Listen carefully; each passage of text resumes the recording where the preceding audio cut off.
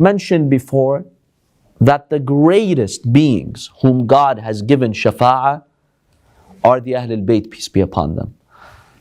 At the forefront, we have the Holy Prophet ﷺ. He's granted the greatest power of intercession. Then the Imams of Ahlulbayt. Then the other prophets of Allah subhanahu wa ta'ala. Some from other schools of thought might ask us, where's the evidence for this? That the Ahlulbayt do have the power of Shafa'a.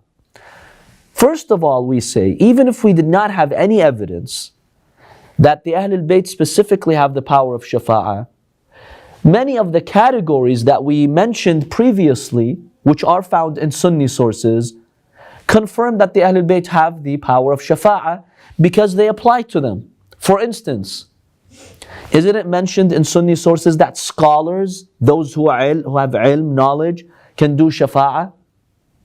The Ahlulbayt, don't they have knowledge? Aren't they scholars? Didn't the Prophet ﷺ state, I am the city of knowledge and Ali is the gate? Didn't he? Didn't Imam Ali ﷺ say, the Prophet ﷺ taught me 1,000 doors of knowledge. From every door opens another 1,000 doors. So if scholars have Shafa'a, the best scholars after the Prophet were the Ahlulbayt. Don't they have the power of Shafa'a? Why deny them that? A second example is the Shuhada. Doesn't Sunni sources indicate that the Shuhada have been authorized by God to do the Shafa'a? Wasn't Imam Ali alayhi salam a shaheed? Wasn't Imam Husayn alayhi salam a shaheed? Why don't they have the power of Shafa'a then? Didn't we have narrations that the carrier of the Quran, he has the power of Shafa'a? Salaamu alaykum. Didn't the Ahlul Bayt carry the Quran? So even if we did not have any specific evidence about the Ahlul Bayt, many of these categories are applicable to them. They have been authorized by Allah subhanahu wa ta'ala to intercede. So in the school of Ahlul Bayt, we firmly believe that the wilayah, the belief in the Ahlul Bayt, the belief in their authority which was given to them by Allah subhanahu wa ta'ala, will help us in this life, at the moment of death, in the grave, and on the day of judgment. I'll share with you one hadith from Imam Sadiq alayhi salam. The Imam alayhi salam states, يُسْأَلُ الْمَيِّتُ فِي قَبْرِهِ عَنْ خَمْسٍ. When we are in our graves, Allah will ask us about 5. عَنْ صَلَاتِهِ, your prayers. Were you mindful of them? Your connection with God. Yes, Allah will ask us one day about our salah. وَزَكَاتِهِ, your financial obligations. Charity, zakat, khums, kafara, did you pay them or not? وَصِيَامِهِ, number 3, did you fast? Did you observe the fasting the proper way with sincerity? These are 4. What's the 5th? وَوِلَايَتِهِ إِيَّانَا أَهْلَ الْبَيْتِ. Did he believe in our authority and did he follow us? How did he treat the wilayah of Ahlul Bayt? فَتَقُولُ الْوِلَايَةُ مِنْ جَانِبِ الْقَبْرِ لِلْأَرْبَعِ. The wilayah will speak. When we're in our grave, the wilayah will speak to those 4. Salah, fasting, zakat, and what else? And hajj. That's the one that I skipped, hajj. Allah will ask us about the pilgrimage because it's wajib.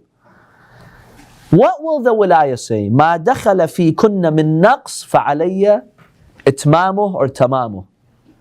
Any shortcoming that you've had in your life, you did pray, you were mindful of God, you had iman, but maybe sometimes we slipped with our prayers, with our hajj, with our fasting, with our zakat. The wilayah says, I've got you covered. I will compensate for any shortcomings you have in these 4. That's Shafa'a. That's the iman in Ahlul Bayt saving us in the grave, compensating for any mistakes that we did in our life. Another hadith by Imam As-Sadiq alayhi salam, he speaks about the ziyarah of Imam Husayn. You know, the visitation to Imam Husayn is one of the greatest means to achieve the power of Shafa'a. The Imam alayhi salam tells one of his companions by the name of Masma' ibn Abdullah. The Imam tells him, Ya Masma', anta min ahl al-Iraq, ama ta'ti qabr al-Husayn? Masma', you live in Iraq, in the area of Kufa. How come you don't visit Imam al-Husayn? Karbala is not too far from where you are. What did he say? He told him, I am a well-known man, and I'm concerned about the authorities.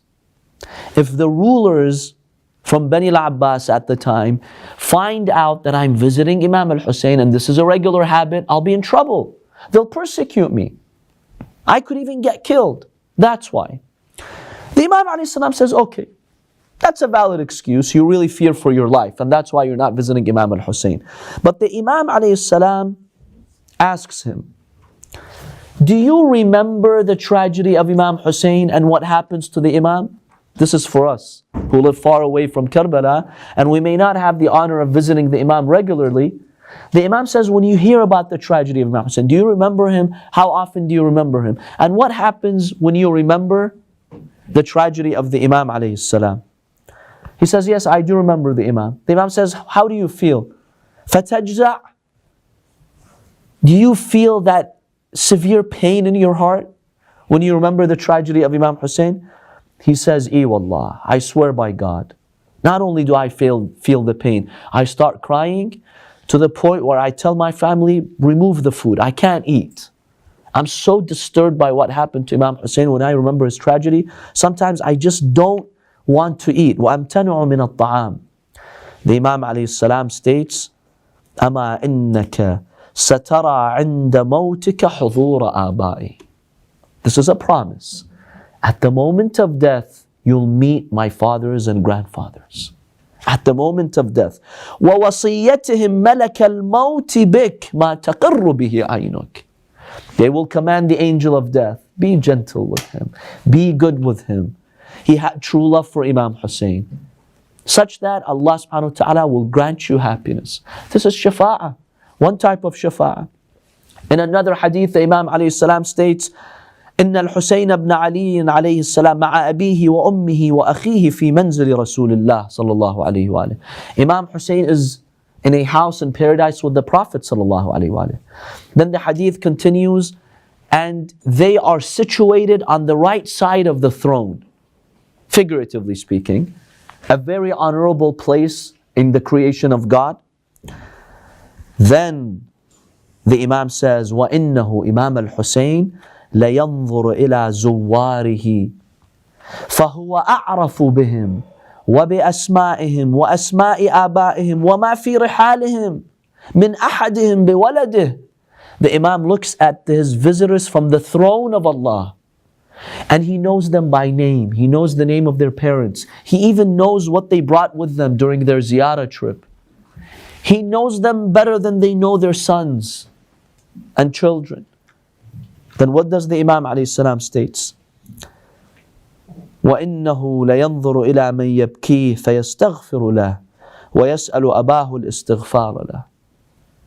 The Imam alayhi salam asks Allah to forgive his visitors. He asks Amir al-Mu'mineen alayhi salam to ask Allah to forgive them. Then the Imam will address us. Anyone who's gone to ziyarah, the Imam has addressed you. The Imam says, أَيُّهَا الْبَاكِ, oh you who's crying at my shrine. If you see what Allah has in store for you, you would be so much happier and you would not cry when you see what Allah has in store for you. This is the power of Shafa'a. And Allah subhanahu wa ta'ala has granted this power to the Ahlulbayt, peace be upon them.